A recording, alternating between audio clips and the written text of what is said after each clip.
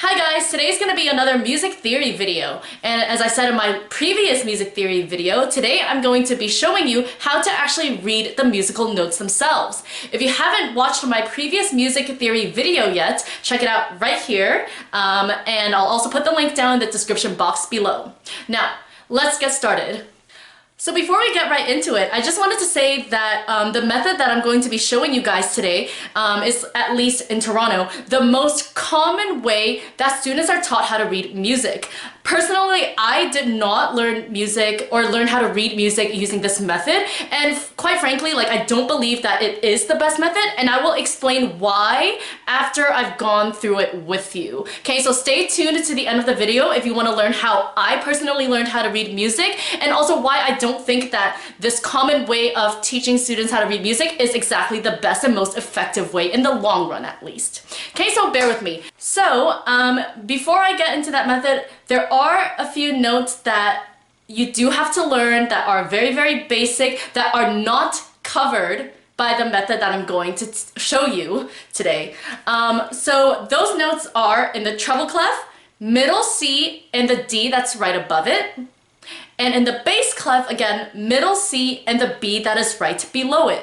These notes are not covered by the method that I'm about to teach you guys. So for these, you're just going to have to memorize them in whatever way you can. Now, I will actually show you how reading music is most commonly taught, at least here in Toronto. So basically, as I talked about in my last music theory video, musical notes can be drawn either on the lines of the staff or within the spaces in between the lines of the staff. So we can differentiate between line notes and space notes. If we take a look at just the treble clef line notes, if we go from bottom to top, the notes are E, G, B, D, and F. The most common way that students are taught to remember these notes is by using the sentence, "Every good boy deserves fun." Or alternatively, "Every good boy deserves fudge." Either way, the letters are the same, so it doesn't really matter which one you prefer to use. Now we can also take a look at the treble clef space notes. From bottom to top, the notes are F, A, C, E, which spells the word face.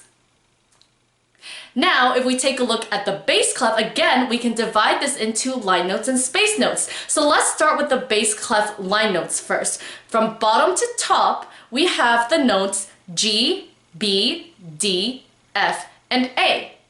And what students are taught to remember is good birds don't fly away. There are many alternatives to this sentence, but whatever works for you. I've also heard good burritos don't fall apart, so that's another alternative. But as long as the letters are the same, it really does not matter which one you use. For the bass clef space notes, we have A, C, E, G. And students are taught to remember all cows eat grass. So, at least in Toronto, I'm not really sure about other parts of the world, obviously, but I can say that it seems in Toronto, this is kind of the most common method that teachers use to teach their students how to read music. This is not, for those of you who don't know, I actually grew up in Hong Kong and I lived there for 18 years before moving to Toronto. And this was definitely not the method that I was taught. And the way I did it, it was just through memorization and repetition, which I know sounds super, super tedious and harder than just remembering those sentences. However, I do believe that it is more beneficial in the long run, because what I've noticed is when students use that common method to learn how to read music, they just rely on memorizing those sentences, but they don't actually recognize the notes straight away when you present it to them. So that means that when they are sight reading or trying to learn a new song for the very first time, they have to spend so much time sitting there going, okay, that note is on the third line of the treble clef, so so they have to count every single note, and give me a second, because yeah, what I don't like about it is if you start having music like this, where there are so many notes, and this isn't even the most complicated stuff ever, right? there's like so many more complicated, but it's like when you have something like that, like it's gonna take so long for you to sit there and count every single note. It's just, I don't think that it is the best method for the long run. Now, for me though, because I've memorized it through repetition, like I literally would draw out every single note like multiple times until I've learned it like by heart 100%. And even though that is a more tedious process to begin with, especially when you're a kid, I started piano at 6 and that's kind of what I used. Even though it is more tedious, in the long run, I'm not spending time sitting there trying to count all the notes and figure out all the letters. Once I see it, I recognize it right away. It's just so much faster and more efficient when you're trying to learn a new piece or trying to sight read. And that's why, like, for all of my piano exams and just like in real life in general, people are always like, oh my gosh, like, why is your sight reading so good? Well, I'm not spending time trying to count up the staff to figure out what the note is. Like, once I see it, I know it right away. That's just me personally, but like, I'm not trying to hate on the method. I understand the appeal. It does make like figuring out the notes easier, but I don't think that it's necessarily the best method for the long run, if that makes sense. Let me know what your thoughts are in the comments section down below, especially if you're a music teacher too, right? I'm not trying to like hate on the method or hate on teachers who use the method, because I do understand that it does make it easier, especially for kids to understand. But even when I was a kid, I would just memorize through repetition and just like, I would just memorize it, and it just made my life so much easier after.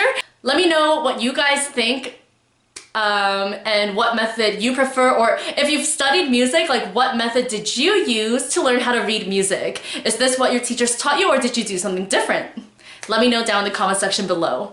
So we've come to the point in the video where it is time for you to apply your new knowledge. Okay, so let's see how many of these notes you can identify correctly.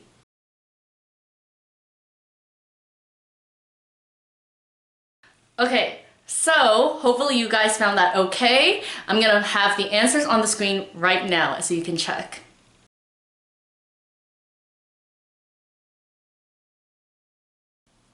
How did you guys do? What was your score? Let me know down in the comment section below. Anyway, that is it for today. Thank you so much for watching and for listening. Don't forget to subscribe to my YouTube channel for more videos in the future.